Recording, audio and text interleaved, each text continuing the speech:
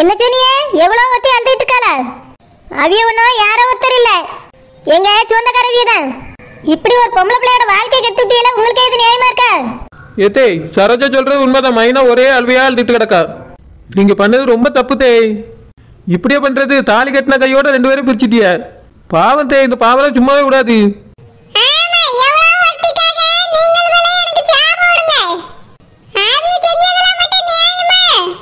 என்ன செஞ்சிட்டாவே? அவிய அப்படி என்ன தப்பு செஞ்சிட்டாவே? தப்பு செஞ்சது சித்தப்பா தான். அதுக்கு அவிய பிள்ளைக்கு அவ்வளோ பெரிய தண்டனை கொடுத்துருக்கிய. நீங்களும் மாமா இப்படி இருப்பீன்னு நான் நினைச்சு கூட பார்க்கல. இதே நீங்க பெத்த பிள்ளையா தான் அப்படி பண்ணிருப்பீங்களோ? ஒரு பொம்பளை பிள்ளையோட வாழ்க்கை எவ்வளவு முக்கியம்னு உங்களுக்கு தெரியல. அதனால தான் இந்த மாதிரி எல்லாம் பண்ணிட்டு இருக்கீங்க. இங்க பாரு சரோஜா, ரொம்ப பேசாத. நாங்க செஞ்சது எல்லாம் நியாயம் தான். ஆமா, நியாயம். நீங்க ரொம்ப நல்ல நியாயமா நடந்தீங்க.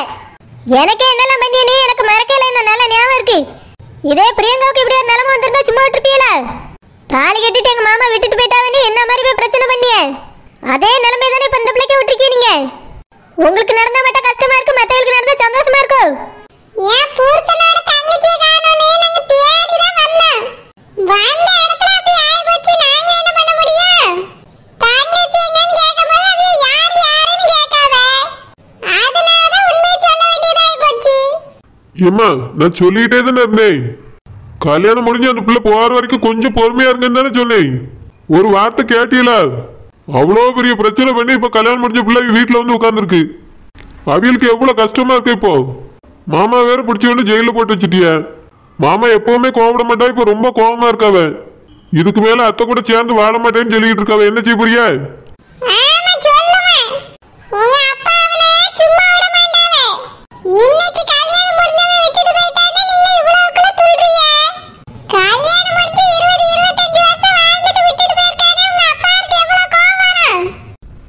மாமா ஒன்னும் விட்டுட்டு போலமா. அந்த பிள்ளைக்கு கல்யாணம் முடிச்சு வைக்க தானே போனாங்க. அதுக்குள்ள ஆளாளுக்கு போய் பிரச்சனை பண்ணிட்டீங்களேம்மா.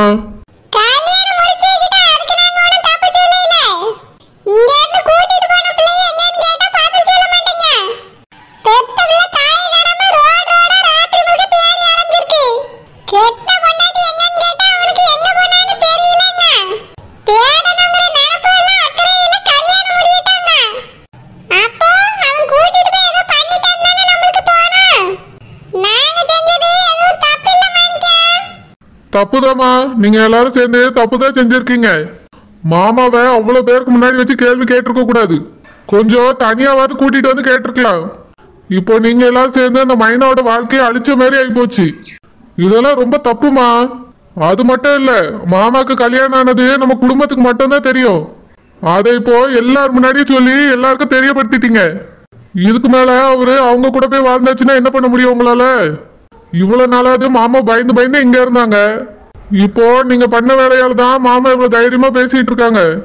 அத்தையே வேண்டான்னு சொல்லிட்டு இருக்காங்கம்மா. நான் மாமா கிட்ட போலீஸ் ஸ்டேஷன்ல போய் பேசிட்டு தான் வாரேன். ஆமா சொல்லுவாமே, என் தங்கச்சியை விட்டுட்டு எங்க போறான்னு நானும் பாக்கேன். எப்பா, நீங்க செஞ்சது ரொம்ப தப்புப்பா. தப்போ சரியோ எனக்கு தெரியல. எது சரி எது தப்புன்னு தெரிஞ்சுதான் எல்லாம் செஞ்சிருக்கு. அப்படியே தப்பா இருந்தாலும் நான் பாத்துக்கிறேன். நீங்கள் புத்திமதி சொல்ற அளவுக்கு ஒன்றும் பெரிய ஆட்கள் இல்லை. அதான் இப்ப வந்துட்டீங்கல்ல, போங்க போய் உங்களோட வேலையை பாருங்க. காலையில தோட்டத்துல போய் வேலையை பாருங்க. நான் போலீஸ் ஸ்டேஷனுக்கு போக வேண்டிய வேலை இருக்கு. என் தங்கச்சி கிடைக்கலன்னா அவனை விடக்கூடாதுன்னு சொல்லிட்டு வரணும். இப்ப உங்க தங்கச்சி கிடைக்கலன்னா போலீஸ் ஸ்டேஷன்லயே அவரை அனுப்ப மாட்டேன்னு சொல்லிட்டாவ. நாங்களும் போலீஸ் ஸ்டேஷன்ல போய் பேசிட்டு தான் வந்திருக்கோம். ஆமா, நான் அவன் மேல கம்ப்ளைண்ட் கொடுப்பேன். நீ அவனை வெளியே எடுக்கிறதுக்காக போய் பேசிட்டு வந்திருக்கியோ? ஒரே வீட்டுக்குள்ள இருந்துட்டு இதெல்லாம் ரொம்ப நல்லா இருக்கு ஆனந்து. உங்க அப்பனுக்கு எதிராக நிக்கிறீங்கள, தலைக்கு மேல வளர்ந்துட்டீங்கள, பேசதான் செய்விய. போங்கள போய் வேலையை பாருங்க. எப்பா, நீங்க பண்ண தப்புப்பா. நாளைக்கு போய் மாமா மேல கொடுத்துருக்க கம்ப்ளைண்ட வாபஸ் வாங்குங்க. அதான் நம்ம குடும்பத்துக்கு நல்லதுப்பா. இல்லனா நல்லது இல்ல, அவ்வளவுதான் நான் சொல்லுவேன். என்னல நல்லது இல்ல? என்ன நல்லது இல்ல? அவன் செஞ்சதெல்லாம் எல்லாம் சரியோ? கல்யாணம் முடிஞ்சு 25 வருஷம் என் தங்கச்சி கூட வாழ்வானா? அதுக்கப்புறம் சின்ன வயசுல ஒருத்தி காதலிச்சுன்னு சொல்லி அவன் கழுத்துல தாலியை கட்டுவானா? அப்புறம் அவளுக்கு ஒரு பிள்ளை இருக்குன்னா அவளுக்கு கல்யாணம் முடிக்க போவானா? கட்டின பொண்டாட்டியே கூட்டிட்டு போய் தொலைப்பானா? கேட்டா எனக்கு தெரியாதுன்னு நடிப்பானா? அவனை சும்மா விட்டுறணும்னு நீங்களாம் ஆசைப்படுறீங்க.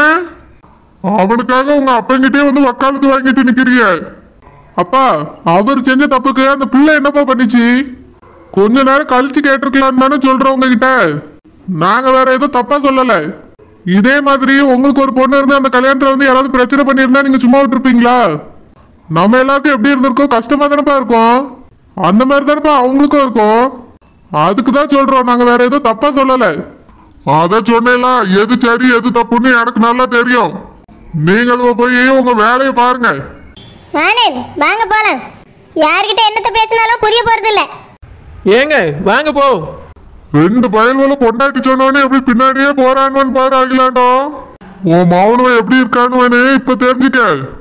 வந்ததுல இருந்து போங்கல நான் சொல்லிட்டு இருக்கேன். என் வார்த்தையை 2 பேரும் மதிச்சானுங்களா? வரைஞ்சு கட்டிக்கிட்டு என்கிட்ட சண்டைக்கு வர மாதிரி நின்னானுவேன். இப்ப பாரு, பொண்டாட்டியல் கூப்பிட்ட உடனே உளுந்தடிச்சு ஓடியானுவேன். முதல்ல அந்த கல்யாணத்துக்கு 2 பேரும் அனுப்பி விட்டாலும் உடனேதான் சொல்லணும்.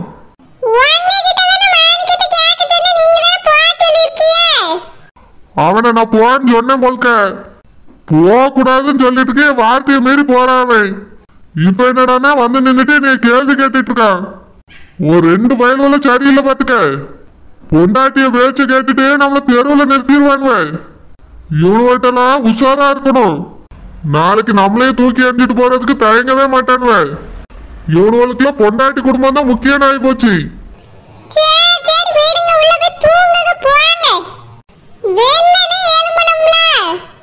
நான் சொல்றது உனக்கு இன்னைக்கு புரியாது.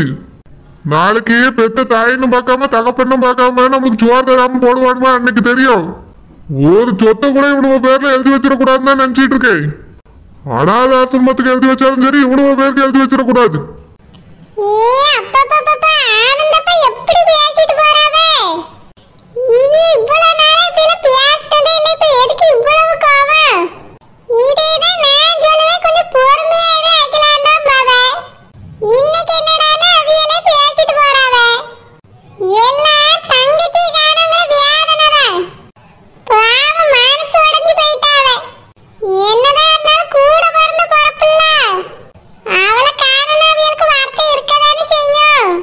அம்மா, நீங்க சொன்ன ஊர் வந்துருச்சு, இறங்குங்கம்மா.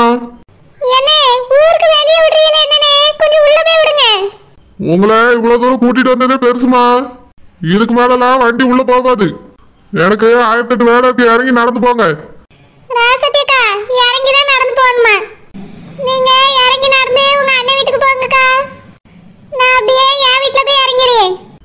என்னது உங்க வீட்டுக்கா?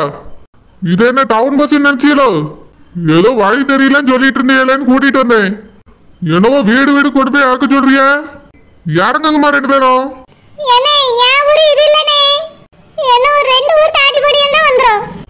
ஏமா, எனக்கு வேலை இருக்குமா. 2 பேரும் இறங்குங்க.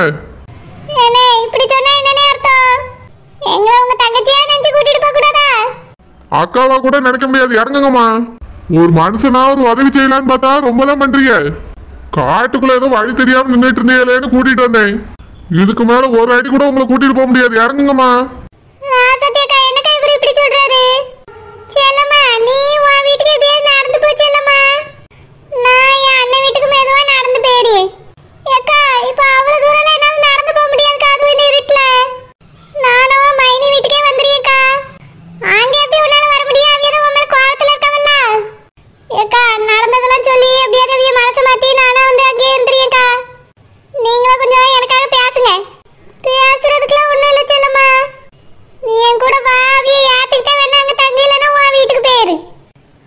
இந்த பொம்பளைக்கு போய் உதவி செஞ்ச மாதிரி என் புத்தியை செருப்பால் அடிக்கணும்.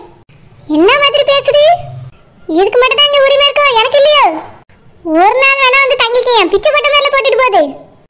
எனக்கும் ஒரு நாள் ஒரு சந்தர்ப்பம் கிடைக்கும். அப்போ வச்சுக்கிட்டே இந்த பொம்பளைய. ஏமா, இறங்குறீங்களா இல்லையாமா? இறங்குறீனே. சரி, இவ வேற ஒரு வண்டி வச்சிருக்கானா. அப்பத்துல இருந்து ரொம்ப தான் சீன் போடியான். என்ன என்ன தங்கச்சி, வந்துட்டியம்மா? தங்கச்சி, என்னாச்சுமா? எங்கம்மா போயிருந்தா? ஏமா போன் போட்டாலும் எடுக்கவே இல்லை. என்னாச்சுமா உனக்கு? ஏமா அழுதுட்டு இருக்கா?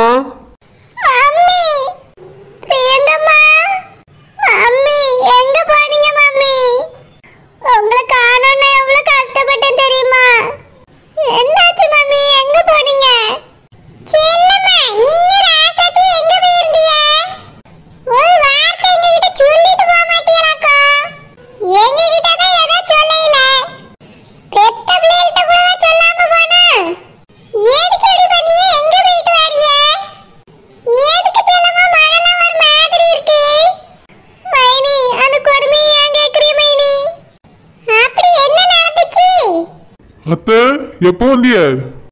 இவ்வளவு நேரம் எங்க போயிருந்தியத்த?